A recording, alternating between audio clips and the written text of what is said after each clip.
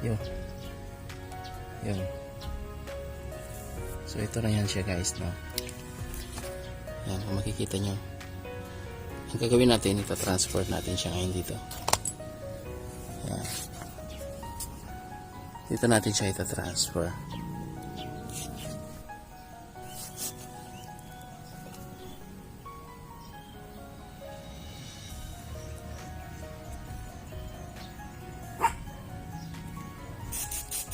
Ganyan lang. Lupa at saka yung carbonized rice hull. So malambot lang itong lupa na to guys, no? Samahan natin siya ng yung vermicast yan. So itong vermicast na to, ang gagawin natin, ihalo-halo pa rin natin. Ito ay experiment lang po ito, no? Hindi po ako expert. Pero pagsama-samahin natin to. Yan. Dito na natin itatanim yung lechugas.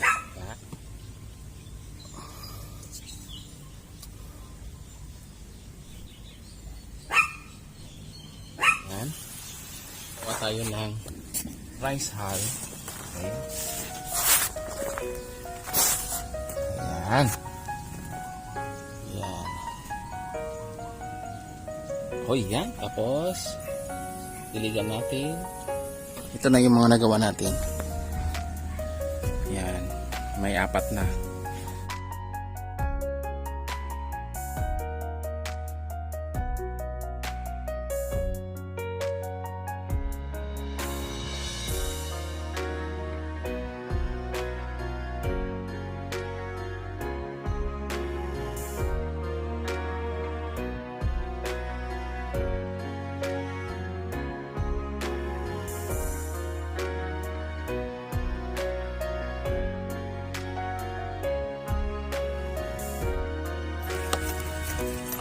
Ayan na guys.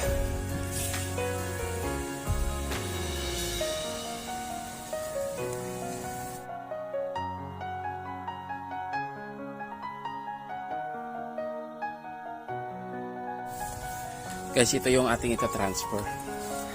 Ito muna. Yan. Dalawa ito. So, gagawin natin tig-isa lang. Diyan natin ita-transfer. Yan.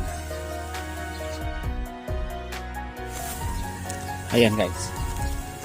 So, ang gagawin natin, ita-transfer natin itong cucumber, pipino. Yan. Dandahan. Ayan guys. Ito na natin lagay.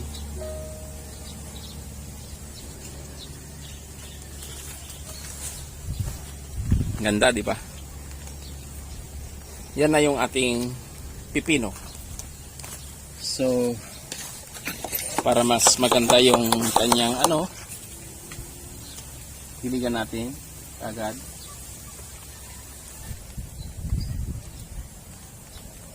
Ayan. So, isunod naman natin itong isa. Ito naman ang isusunod natin. Sa ngayon, lagyan natin ito. Ganyan lang. Ito yung sako na pinaglalagyan ng bigas, yung 25 kilos lang. Yan. Pinakinabangan na rin kasi yung mga pinaglagyan ng bigas, yung binibili kong bigas, ngayon pakikinabangan na.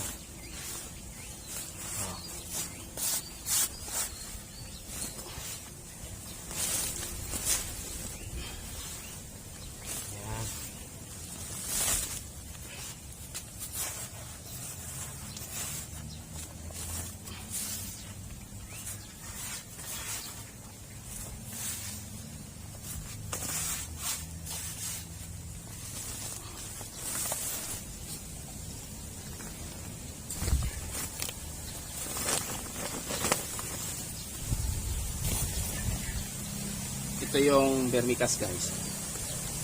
Kaya natin siya ng vermicast. Haluan natin. I-mix natin dito.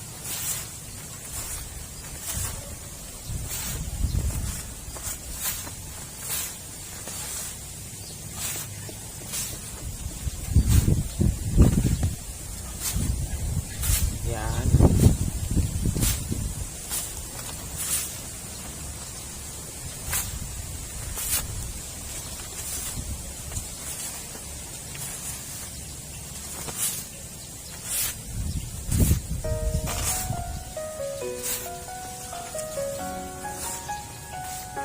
Ayos.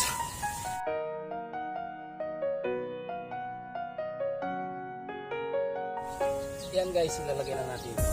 Ito yung pipino. So, kailangan natin i-transfer na kasi. Yan, dito na siya.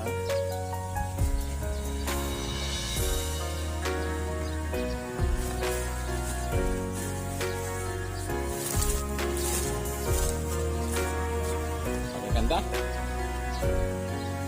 Tapos, sprayan natin.